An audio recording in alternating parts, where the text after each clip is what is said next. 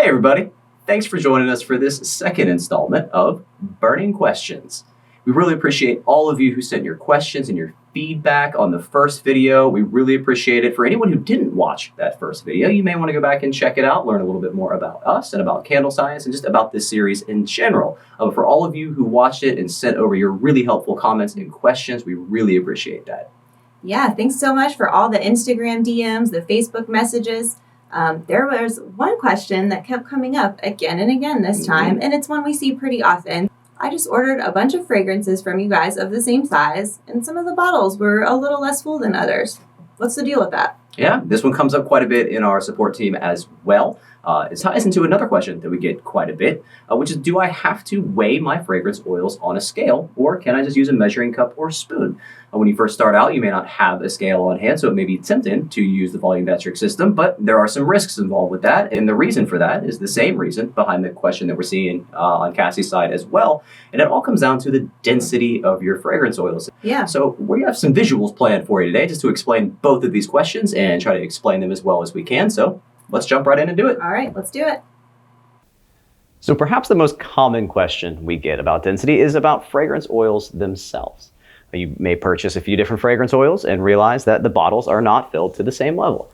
That is true of these three, very much so. Sandalwood, Mediterranean fig, and whiskey. And if you look at these beakers that we poured up front here for you, each one of these holds the same amount. All of three of these are exactly 2 ounces by weight. But you can see the distinct difference in the very heavy, dense whiskey compared to the sort of medium, average density Mediterranean fig compared to the really, really light sandalwood. Sandalwood is interesting in that it is so light that we can't fit 16 ounces into the 16-ounce bottle. We have to put 15 ounces by weight or else it's going to overflow.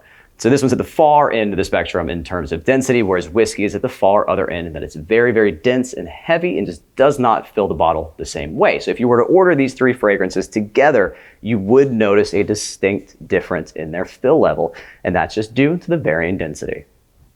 So similar to our last question, we often get asked, do I have to measure my fragrance oils on a scale? Or can I just use a measuring cup or spoon? Wouldn't that make things easier? You know, it would simplify things a bit. However, you kind of need to use a scale. If you don't, you're going to run into inconsistencies between different fragrance oils because of their varying densities. So it looks like you've got some science bottles set up to prove this to me. I think most of us would call them beakers, but so let's demonstrate this for our fine friends here. These are both filled to 50 milliliters exactly. So it stands to reason that these are the same amount. You may think that they seem to be the same. However, let's go ahead and weigh these as you do your other materials. You're going to weigh your wax. So you want your fragrance oil to be a percentage of the weight of your wax, right? Right. So let's give these a try. We're going to take this empty beaker and tear it out on the scale so that we eliminate the weight of the beaker itself. And our whiskey here, the very heavy, dense whiskey, weighs 1.9 ounces at 50 milliliters. Okay, so I am expecting sandalwood to weigh the same as well. You might think so, but let's give it a look and find out. It's only 1.5. Oh, wow. So almost a whole half ounce difference. Almost a half an ounce difference between these two fragrance oils. So if you were to measure both of these by volume, you're going to have a serious inconsistency in your overall products. Yeah. You're going to either over or under fragrance one of these candles, which, if you under fragrance it, you're not going to get the same scent throw. You're not going to get the same performance. Yeah. But if you over fragrance it, that could be even worse. Ooh, you could clog your wick. It could be bad. You might have some fragrance oil leach out of your wax. So it's really dangerous on both ends of the spectrum to use the volumetric system as opposed to weighing your fragrance oils out. And this is just an easy demonstration as to why that is.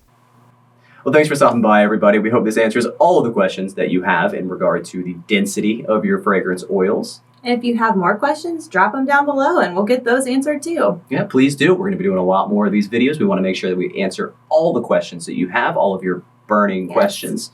So let us know what you think. Leave a comment down below. Like, subscribe, do all that jazz. Yeah, make sure you're never missing an episode. And, well, thanks for coming. Yeah, thanks for stopping by. We'll see you next time.